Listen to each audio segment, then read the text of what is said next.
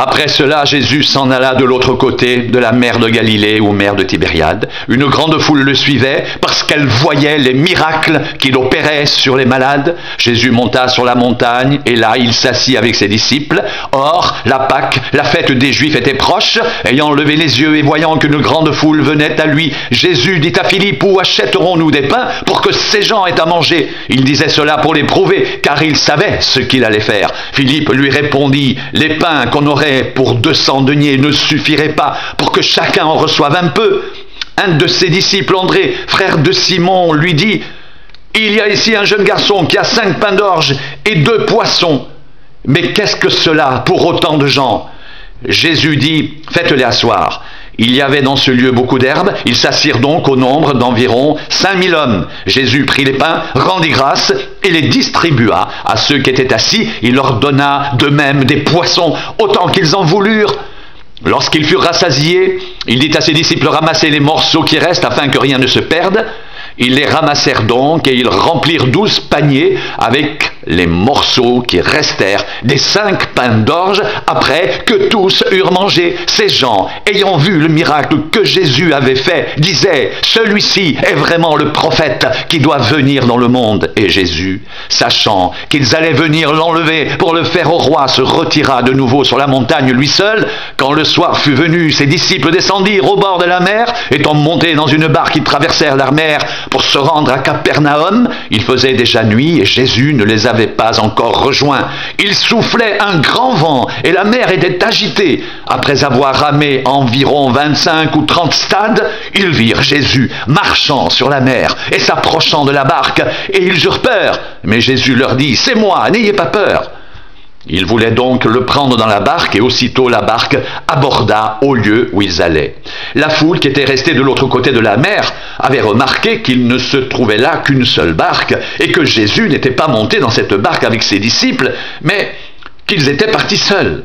Le lendemain, comme d'autres barques étaient arrivées de Tibériade, près du lieu où ils avaient mangé le pain, après que le Seigneur eut rendu grâce, les gens de la foule, ayant vu que ni Jésus ni ses disciples n'étaient là, montèrent eux-mêmes dans ces barques et allèrent à Capernaum à la recherche de Jésus. Et l'ayant trouvé au-delà de la mer, ils lui dirent: Rabbi, quand es-tu venu ici? Jésus leur répondit: en vérité, je vous le dis, vous me cherchez, non parce que vous avez vu des miracles, mais parce que vous avez mangé des pains et que vous avez été rassasiés. Travaillez, non pour la nourriture qui périt, mais pour celle qui subsiste pour la vie éternelle, et que le Fils de l'homme vous donnera, car c'est lui que le Père, que Dieu lui-même a marqué de son sceau. Ils lui dirent: que devons-nous faire pour accomplir les œuvres de Dieu? Jésus leur répondit: l'œuvre de Dieu, c'est que vous croyez en celui qui l'a envoyé.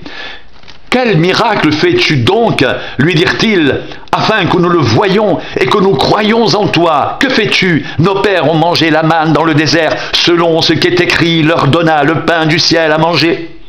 Jésus leur dit: en vérité, je vous le dis, Moïse ne vous a pas donné le pain du ciel, mais mon Père vous donne le vrai pain du ciel. Car le pain de Dieu, c'est celui qui descend du ciel et qui donne la vie au monde. Ils lui dirent: Seigneur, donne-nous toujours de ce pain. Jésus leur dit: je suis le pain de vie. Celui qui vient à moi n'aura jamais faim, et celui qui croit en moi n'aura jamais soif.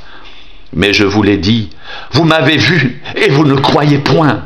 Tous ceux que mon Père me donne viendront à moi, et je ne mettrai pas dehors celui qui vient à moi, car je suis descendu du ciel pour faire non ma volonté, mais la volonté de celui qui m'a envoyé. Or, la volonté de celui qui m'a envoyé, c'est que je ne perde aucun de ceux qu'il m'a donnés, mais que je les ressuscite au dernier jour. La volonté de mon Père, c'est que quiconque voit le Fils et croit en lui ait la vie éternelle, et je le ressusciterai au dernier jour. Les Juifs murmuraient à son sujet parce qu'il avait dit: je suis le pain qui est descendu du ciel, et il disait: n'est-ce pas là Jésus, le fils de Joseph, celui dont nous connaissons le Père et la Mère? Comment donc dit-il: je suis descendu du ciel?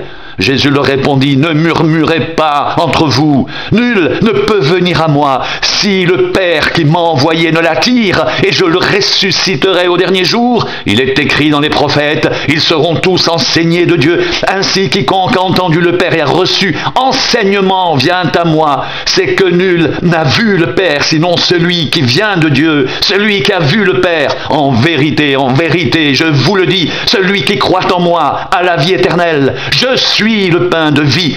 Vos pères ont mangé la manne dans le désert, ils sont morts. C'est ici le pain qui descend du ciel, afin que celui qui en mange ne meure point. Je suis le pain vivant qui est descendu du ciel. Si quelqu'un mange de ce pain, il vivra éternellement.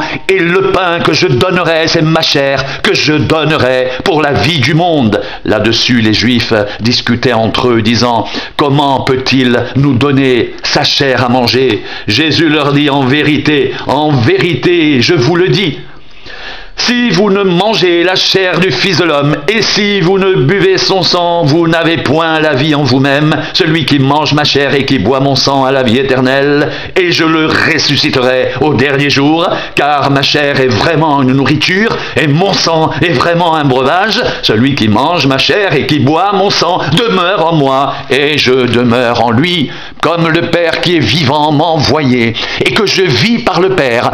Ainsi, celui qui me mange vivra par moi. C'est ici le pain qui est descendu du ciel. Il n'en est pas comme de vos pères qui ont mangé la manne et qui sont morts. Celui qui mange ce pain vivra éternellement. Jésus dit ces choses dans la synagogue, enseignant à Capernaum. Plusieurs de ses disciples, après l'avoir entendu dire « Cette parole est dure, qui peut l'écouter ?» Jésus, sachant lui-même que ses disciples murmuraient à ce sujet, leur dit « Cela vous scandalise-t-il ? Et si vous voyez le Fils de l'homme monter où il était auparavant, c'est l'esprit qui vivifie, la chair ne sert de rien. Les paroles que je vous ai dites sont esprit et vie. » Mais il en est parmi vous quelques-uns qui ne croient point, car Jésus savait dès le commencement qui étaient ceux qui ne croyaient point, et qui était celui qui le livrerait, et il ajouta, « C'est pourquoi je vous ai dit que nul ne peut venir à moi si cela ne lui a été donné par le Père. » Dès ce moment, plusieurs de ses disciples se retirèrent, et ils n'allèrent plus avec lui. Jésus donc dit aux 12, « Et vous, ne voulez-vous pas aussi vous en aller ?» Simon-Pierre lui répondit, « Seigneur, à qui irions-nous? Tu as les paroles de la vie éternelle. Et nous avons cru, et nous avons connu que tu es le Christ, le Saint de Dieu. » Jésus leur répondit, « N'est-ce pas moi qui vous ai choisi, vous les 12, et l'un de vous est un démon ?» Il parlait de Judas Iscariote, fils de Simon, car c'était lui qui devait le livrer, lui l'un des 12.